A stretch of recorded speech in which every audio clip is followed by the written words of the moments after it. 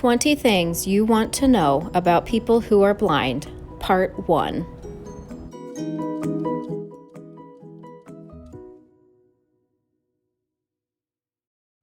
Hello, my name is Ray Montgomery, Senior Marketing Activity Associate here at Bosma Enterprises. And I am Mendi Evans, Assistant Technology Specialist at Bosma Enterprises. And today, we're going to talk about 5 things you want to know about people who are blind or visually impaired here at Bosma Enterprises. A lot of people ask, how do people who are blind identify their money? Well, I would say that there are several different ways that an individual will know what type of money that they have in their wallet. One way is a money identifier, which Mendi has right here in her hand. And Mendi, can you just kind of show people how that money identifier works? Okay, well, it's a small box. It's, I don't know, maybe 2 by 3 inches-ish. And you put the dollar bill or the $5 bill, whatever it may be, in the end of it. Now, I have it speaking, but if you want to be discreet, it can also just vibrate or just do a series of beeps so not everybody knows what you have. So I know that that's a $5 bill. And after I identify what it is, I might fold it a certain way so I know what bills I have. And we'll do one more just for the sake of...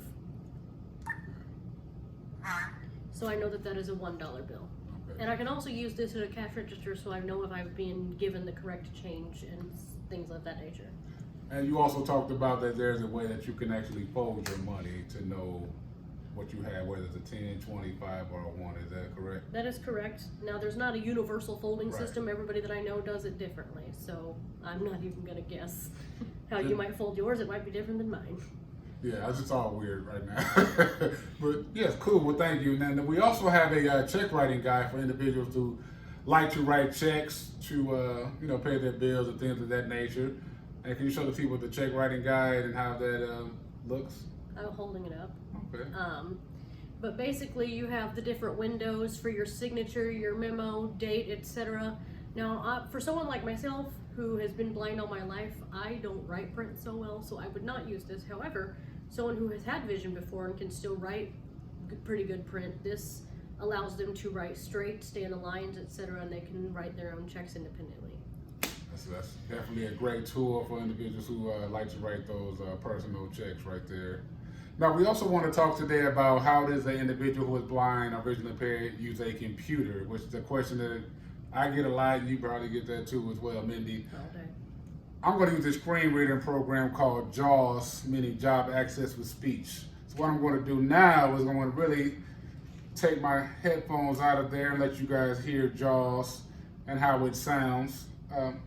You do have different versions and different voices that you can change it to, but this is just one way you can actually utilize a computer, do your work here at Bosma Enterprises, do your school work as well.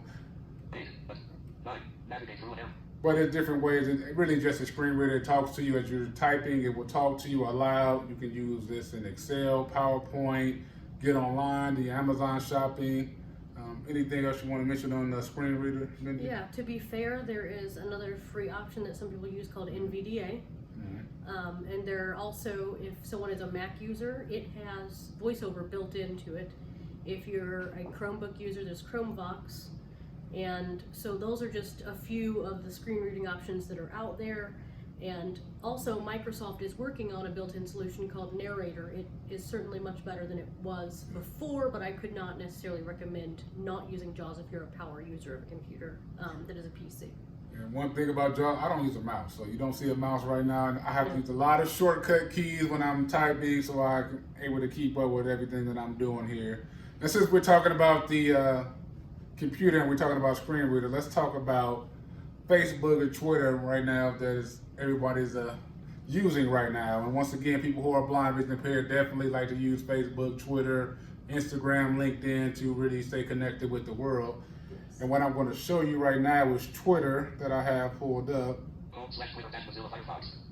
Twitter is very easy to use as well because once again with the JAWS screen reader, you're able to navigate through different links. You're able to type, you're able to put your emojis in there, you're able to tag, you're able to do everything else a sighted person can do when you're using Twitter. So once again, Twitter, Facebook, LinkedIn, all those social media sites are very accessible I mean, how do you use your social media?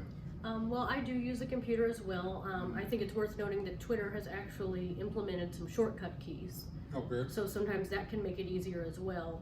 For example, if you press Control Enter, it'll send your tweet instead of having to tap to the send button. Okay. That's just one I can think of off the top of my head. There's plenty more.